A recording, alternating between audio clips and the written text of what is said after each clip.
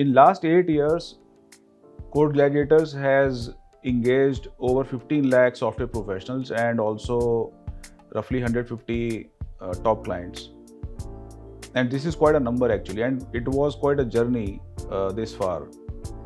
Over last few years, we have been able to develop certain international appeal to the extent that the 2021 winner was a UK Grandmaster.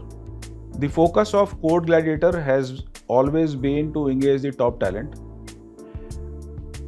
and to expand our coverage of skill sets and to expand our coverage of technologies on which we conduct hackathons. The idea is to drive top talent to the event and in the process bring them face to face with the top corporates.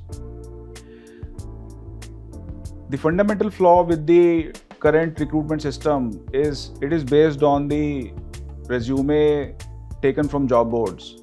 The challenge is the recruitment today is happening on the basis of the skill set and not on the basis of the narration which is there in a resume. And so TechGig and the Code Gladiators is trying to build up on that in terms of assessing people, understanding their skill proficiency, able to rank people on the basis of their capabilities and their performance.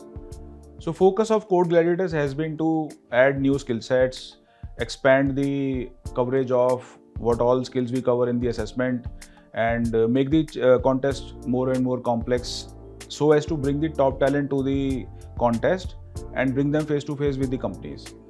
Because these corporates would like to engage the best talent to create new solutions in the hackathons and also for their obvious interest of recruiting the best talent. So we have added new skill sets, we have added more and more technologies for hackathons, and the level of enthusiasm in the participants that we see every year, which has been growing tremendously, also says that the format is working right for them and they like the competition and they like to participate in these contests, and we are on the right track.